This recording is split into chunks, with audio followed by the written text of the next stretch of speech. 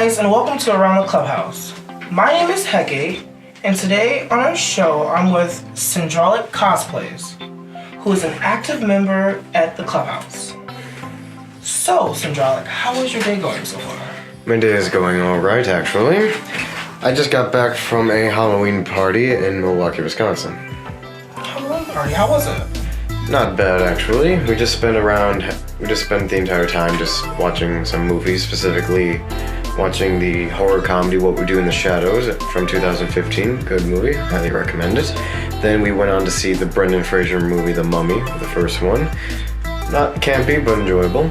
Then we finally went and ended on a double feature of fish monster movies, specifically The Creature of the Black Lagoon, a classic Universal monster film. Good. The ending is a bit anticlimactic, on my opinion. And of course, we ended the entire time with The Shape of Water by Guillermo del Toro, a movie that I was kind of expecting to enjoy, and I was correct, and it was actually really nice, really well done, and the monster effects in it, they're top notch. Props to the makeup department in that movie, and props to the actor Doug Jones, who was wearing the monster makeup. Sounds like you had a very exciting weekend. Yes. So, can you tell me, what is cosplay in your own terms? Cosplay in my own terms would basically be, of course the best way to describe it would just be costume making, but specifically costume playing. Anyone can basically make a costume, but many people can also, at the same time, play with the costumes and also pull off that character in that costume. Now, of course, there are many people who, consider cosplay in different forms, but that's how I always pictured it. And of course, it also really depends. For me, cosplay is a hard thing in the sense to find. Of course, the basic definition of cosplay would be, costume playing. It's just basically you're playing in a costume. But at the same time, you have to, at the same time, when it comes to certain other properties of cosplay, you actually, again, need to always, in a sense, be that character, or at least know a good amount of that character, and also to actually have the right elements of not only the right elements of the character, but also at the same time, the right characteristics and mannerisms of that character.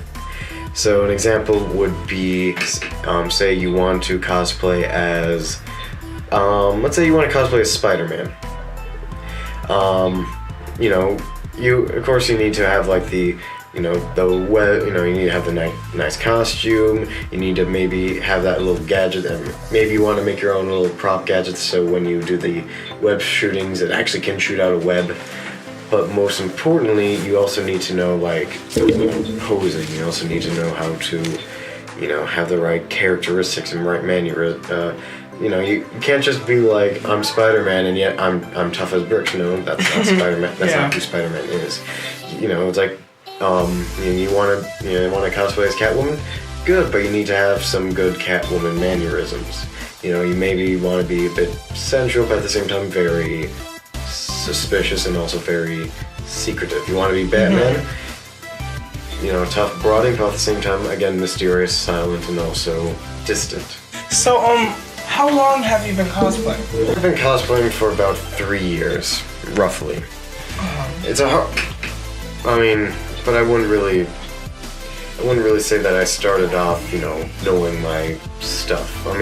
My first ever time I actually cosplayed was, honestly, the first time I ever cosplayed, or went to a convention-wise, would be 2012, roughly.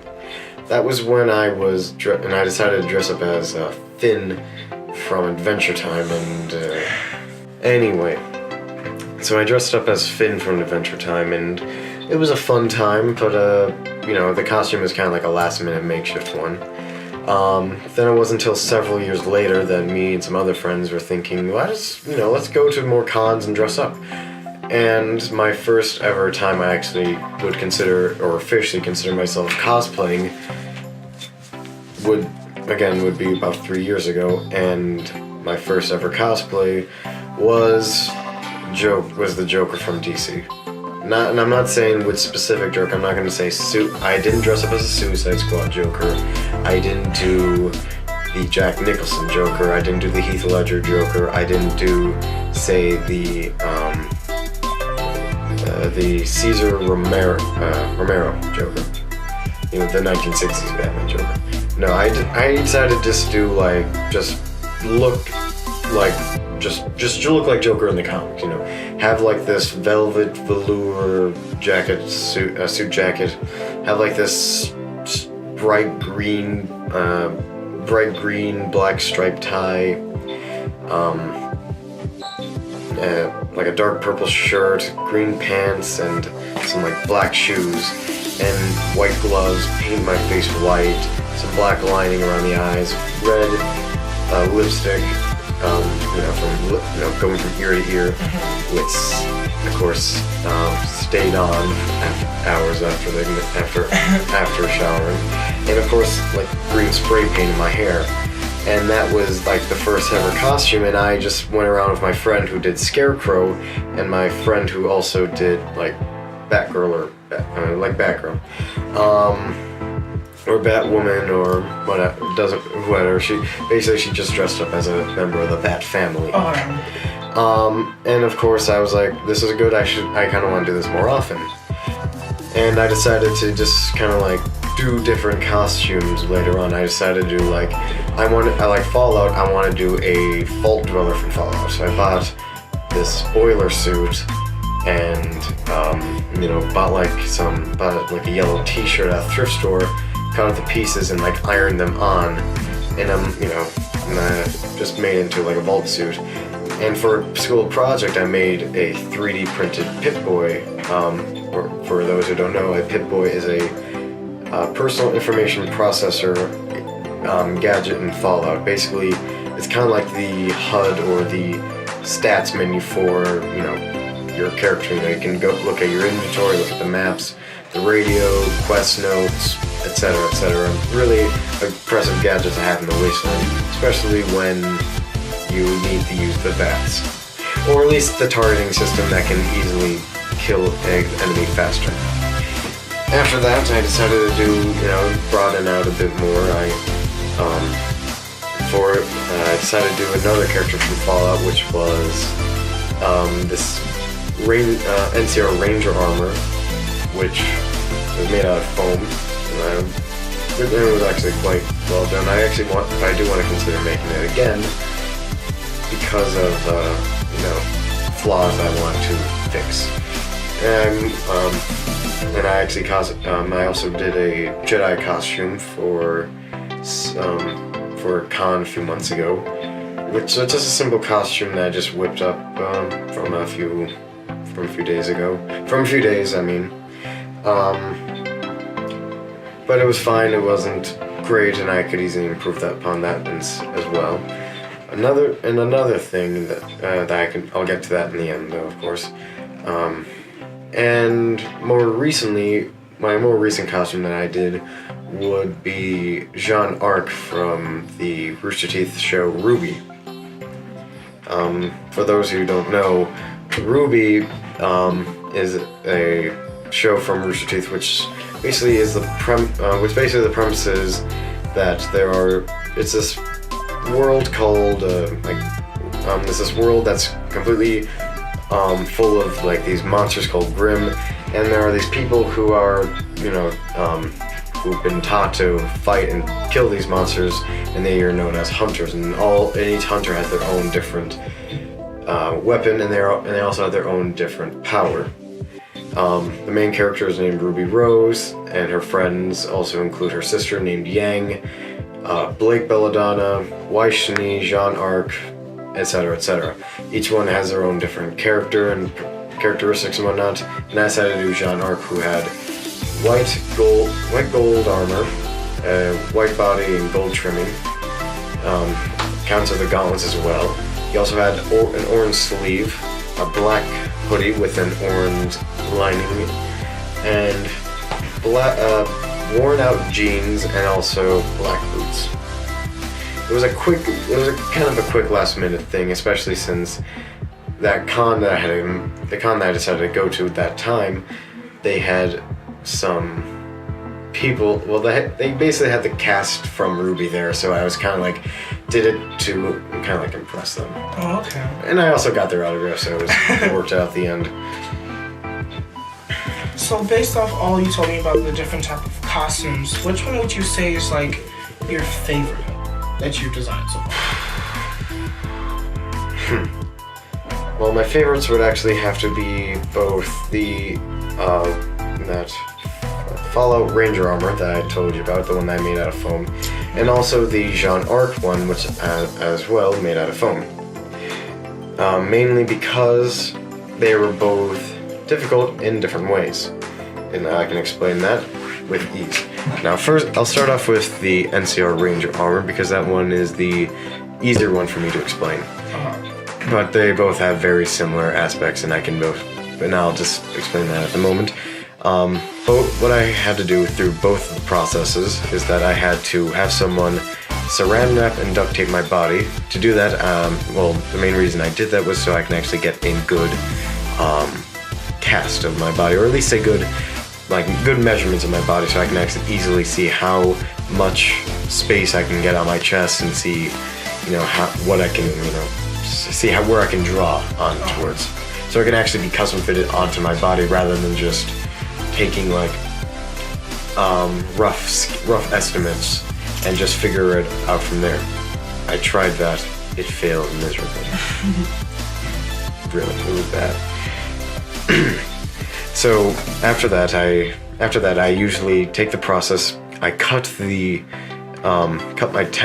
chest template in half, and I figure out which one's the better piece. And I take that one, I discard the other one, and I just start using a marker and a ruler, and I, start drawing out, the designs. Specifically, not just the basic shapes and whatnot. I also outline where parts are going to be raised or lowered, which helps out a lot, especially when you're trying to figure out where everything needs to be put together. After that, I cut them all out. I pin them down onto foam, trace them, cut them, and glue them together and heat it, sand it, paint it, etc., etc. Now here's the main difference. When it came to the NCR Ranger armor, what I had to do for the NCR Ranger armor is that I had to wear it. Or, not wear it, but I had to make it look like it was worn. And so, or at least by worn I mean, weathered and beaten and battered. And by doing that, I had different ideas. First off, the paint job is the easiest way to do that. Basically, what you can do is just have just spray paint it black or spray paint any color you want. Black is just a good one because it's just a good generic primer, universal color for a background primer. Especially when the armor has to be metal. And that's the key thing. So most armor is made of metal, unless you want to do leather armor, but that's for another day. But this one is specifically metal, and what I had to do is just paint it black. Then I took some silver spray paint, or it's not silver spray paint, but silver enamel paint, and dry brushed it. So I took a brush, dipped it into the paint, and just onto a paper towel or a paper plate or a rag, just wiped off as much as I can, and I just kind of brushed it up, giving it the look of making it look like it's been scratched, aged metal. Another thing I also did was actually put a bullet hole on the upper left chest plate. By doing that, I actually took my X-Acto knife, carved a hole into it, then I took hot glue pieces, glued them onto, say, a table or a piece of foam, pinched together with my fingers after a few seconds so it can actually cool. Did that to several of them, ripped them off, then attached them into the hole area, and just shaped it up where it needs to be to make it look like the metal has been molded or shrapneled and blown out, giving it the look. And another thing I did to also weather and beaten it is to actually add scratches. And doing that, I would take my Dremel or rotary tool